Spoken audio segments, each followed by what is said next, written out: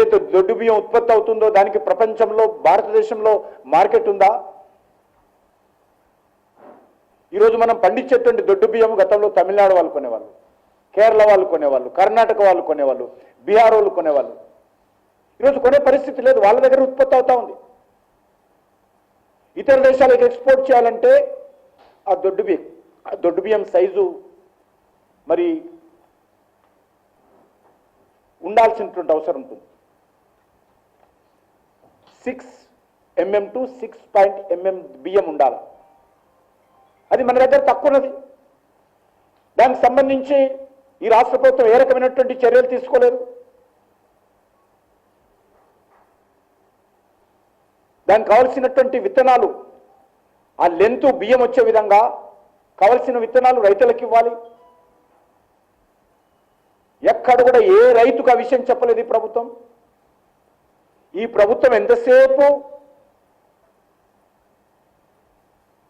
కమిషన్ల మీద, కాంట్రాక్టుల మీద, రియల్ ఎస్టేట్ వ్యాపారం మీద, భూముల మీద, భూ ఆక్రమణల మీద, భూవేలం మీద ఉన్నటువంటి దృష్టి వాళ్ళు ఇచ్చినటువంటి హామీల అమలులో లేదు.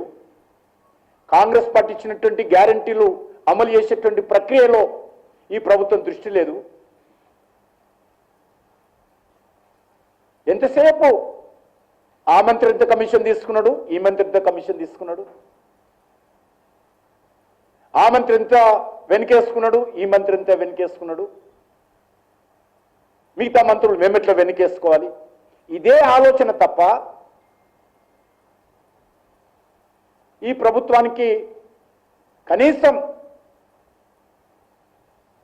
మన తెలంగాణలో దొడ్డు బియ్యం వాడడం లేదు, మనం సన్న బియ్యం ఇస్తా ఉన్నాం. మరి దొడ్డు బియ్యం ఉత్పత్తి చేస్తున్నటువంటి రైతులకు సంబంధించినటువంటి మార్కెట్ ఎక్కడ ఉంటుంది?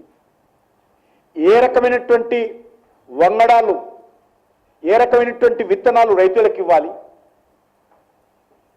ఏది ఉత్పత్తి జరిగితే అది ఇతర రాష్ట్రాల్లో కానీ ఇతర దేశాల్లో కానీ మార్కెట్ ఉంటుంది? ఎందుకంటే అదృష్టమో దురదృష్టమో కానీ దేశంలో ఏ గోడౌన్లో కూడా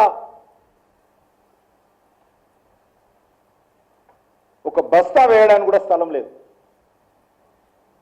దేశవ్యాప్తంగా విపరీతంగా ధాన్యం ఉత్పత్తి జరిగింది. ఒక తెలంగాణలో కాదు, అది ఛత్తీస్గఢ్లో తీసుకున్నా, పంజాబ్లో తీసుకున్నా, మధ్యప్రదేశ్లో తీసుకున్నా, తెలంగాణలో తీసుకున్నా, అన్ని రాష్ట్రాల్లో కూడా అద్భుతంగా పంటలు పండుతూ ఉన్నాయి. విపరీతమైనటువంటి ఫెర్టిలైజర్ యూజ్ చేస్తూ ఉన్నాం మనం. ఈరోజు మనము యూరోప్ కంట్రీస్ కానీ అమెరికా కానీ బియ్యం పంపిణీ చేయాలంటే పెస్టిసైడ్ వాడనటువంటి బియ్యం కావాలి. మనం ఈరోజు పెస్టిసైడ్ వాడుతున్నాం, రైతులకు చెప్పే పరిస్థితి లేదు. కేంద్ర ప్రభుత్వం జోక్యం చేసుకొని ఇతర దేశాలకు బియ్యం ఎగుమతి చేయాలంటే కూడా ఏ దేశం కూడా తీసుకునే పరిస్థితి లేదు.